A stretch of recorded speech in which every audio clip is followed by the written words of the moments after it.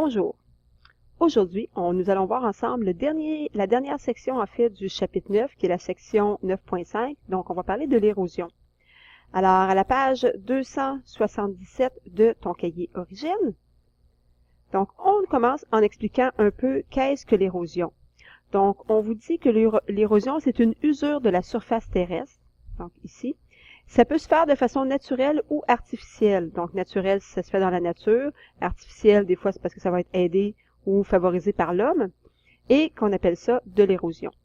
Vous avez par la suite un exemple du rocher percé. Donc, je suis certaine qu'il y en a peut-être plusieurs d'entre vous qui sont déjà allés en Gaspésie et qui ont peut-être vu le fameux rocher percé.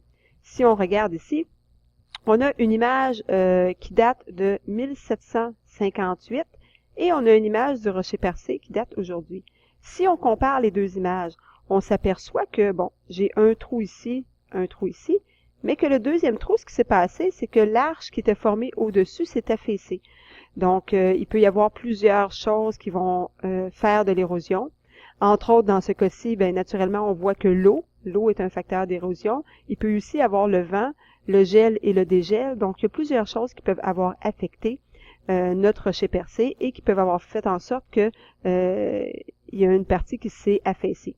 Donc, on vous dit ici que le rocher percé, on le montre à différentes époques et on voit la différence d'érosion entre les deux. Donc, pour continuer le chapitre, nous allons voir ensuite ici donc la définition de l'érosion.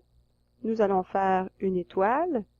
Donc, usure de la surface terrestre par des agents naturels tels l'eau, la glace, le vent, les êtres vivants, les agents artificiels comme les êtres humains. Donc, ça ici, c'est pour la définition.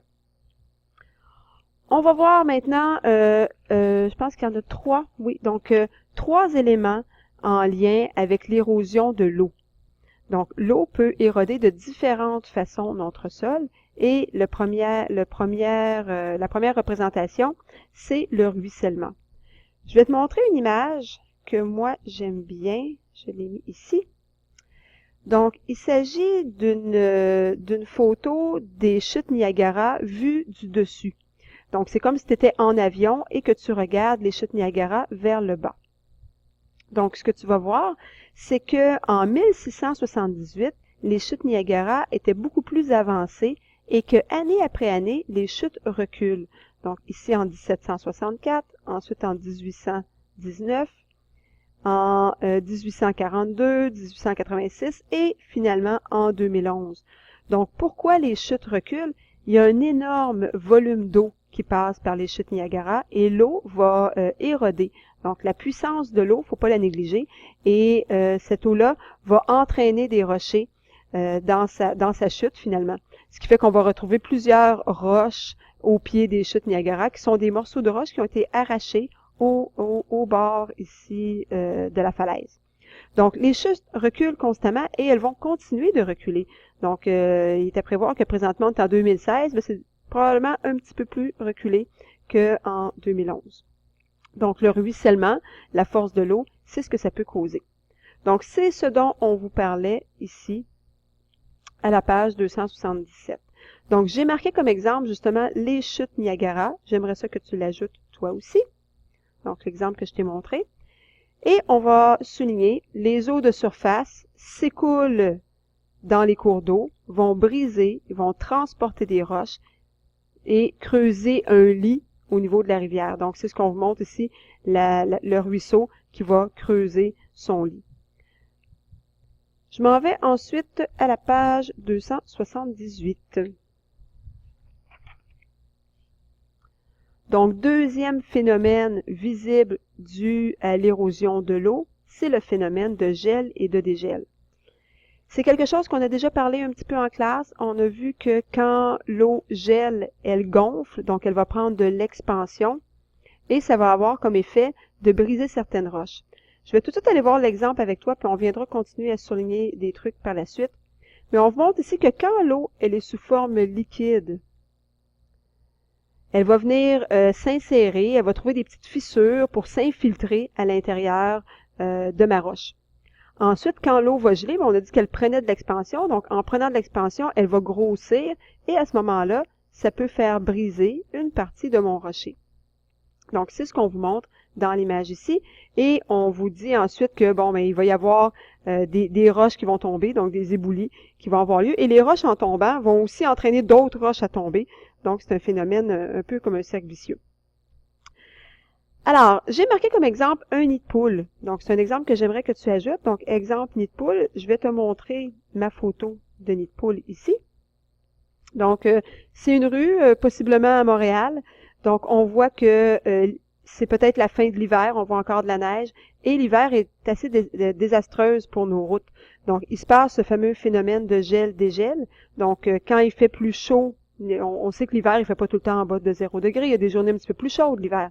Donc, quand il fait plus chaud et qu'il y a, de l'eau, l'eau va s'infiltrer dans les petites fissures, et quand, à ce moment-là, la température, la nuit, admettons, tombe en bas de 0, l'eau va prendre de l'expansion et ça va faire craquer mon asphalte. Le lendemain, peut-être qu'il fait plus chaud. Donc, quand la nuit est terminée, ça se réchauffe un petit peu. Il fait peut-être 2 degrés, 3 degrés. L'eau redevient sous forme liquide. Elle s'infiltre encore plus profondément dans mes craques. La nuit arrivant, à ce moment-là, l'eau gèle et encore là vient faire craquer encore plus. Ce qui fait qu'au printemps, on a des nids de poules comme ça que les gens de la ville doivent venir réparer pour que nos routes soient fréquentables. Donc, le phénomène de nid de poule, c'est vraiment en lien avec le gel-dégel. Donc ici, ce qu'on va aller souligner, donc on vous dit, en effet, l'eau qui est gelée, donc à l'état solide, occupe un plus grand volume que l'eau qui est non gelée, donc que l'eau qui est liquide. Quand l'eau gèle, elle va prendre de l'expansion et ça va créer de la pression et ça va avoir tendance à faire fissurer et à briser mes roches. Donc c'est le phénomène de gel-dégel. Juste en bas, ici, on vous dit un amas de roches brisées au pied d'une montagne. Donc, on voit le résultat de toutes les roches qui se sont érodées et qui ont tombé au bas de la montagne. Et on voit aussi, en gelant, le volume d'eau occupé par l'eau augmente, et ainsi ça va briser les roches. Nous arrivons donc au dernier phénomène relié à l'eau, donc la dernière phénomène physique. On vous parle du mouvement des glaciers. Donc, je vous ai parlé encore là en classe qu'il y avait eu un énorme glacier qui recouvrait la région du Québec ici, et que c'était un glacier qui avait environ 2 km d'épaisseur. Donc, on peut se douter que ça va avoir certaines conséquences. Donc, on vous dit ici, puisque les glaciers sont lourds et qu'ils se déplacent lentement à la surface de la Terre, ils vont éroder le relief en avançant ou encore en se retirant. Mais je vous dirais que c'est beaucoup, beaucoup en avançant. Quand ils vont se retirer, ils vont plutôt laisser un amas devant eux, qui est le résultat de tout ce qu'ils ont arraché, tout ce qu'ils ont brisé. Donc, en étape, le glacier avance lentement. Ensuite, un jour, le glacier cesse d'avancer parce que sur la Terre, on a des périodes de gel et de dégel. Donc, il y a eu des époques où il y avait des grandes glaciations et ensuite des époques où il y avait plutôt des réchauffements climatiques. Et on vous dit enfin, le glacier se retire et laisse les roches qu'il a transportées. Donc, il s'est passé ce phénomène-là ici, et c'est ce qui a érodé, entre autres, notre bouclier canadien. Nous allons maintenant à la page 279. Donc, on a parlé que l'eau était un agent d'érosion. Maintenant, on va voir que le vent est aussi un agent d'érosion. Donc, on vous dit, par sa force, le vent va soulever des minuscules particules de pierre qu'il va déplacer ailleurs. Donc, ça peut être un des phénomènes qu'on voit. C'est celui qu'on vous démontre ici en bas. Donc, on vous montre le vent qui soulève du sable, le transporte plus loin et à ce moment-là, va attaquer la végétation.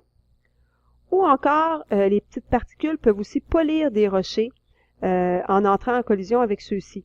Donc, je me rappelle que dans le film sur l'atmosphère que je vous ai montré, on voyait des paysages qui sont dans l'Ouest américain et qui avaient été polis justement par le vent de cette façon-là.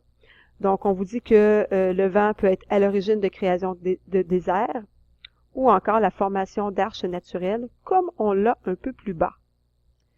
Donc, si je descends, tu as justement ici une arche qui a été créée par le vent. Donc, la roche a été polie par le sable qui est transporté par le vent.